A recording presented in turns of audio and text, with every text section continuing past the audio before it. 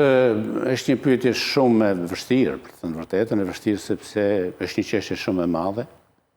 Ajo çfarë kam konstatuar prej gjithë zhvillimeve në SPAK për Akshin, është se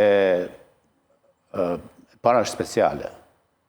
E dyta është se kam konstatuar se ka pasur oscilacione në hetim dhe ka pasur kthime dhe përparime të shumta në çështje.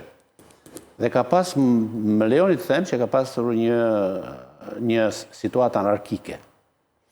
Situata anarkike do të thotë që, ose në konceptin që po e përmendon, do të thotë që hetimi ka bërë të veten pavarësisht nga akti, dhe aktet kanë kryer veprimet e veta pavarësisht nga hetimi. Dhe ka pasur raste që s'janë kontaktuar me njëra tjetrën, domethënë s'ka pasur vija paralele. Kështu që ajo çfarë është bërë më serioze është situata e fundit, e cila duket sikur janë ndezur disa motorë më shumë për ta zbardhur çështjen.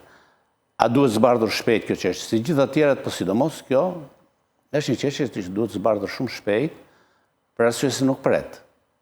Ashtu siç nuk pret krimi ndaj personit, ashtu siç nuk pret, po kjo është akoma më nxehtë, sepse ka të bëjë me përllogaritje speciale, me ekuilibra special të shtetit.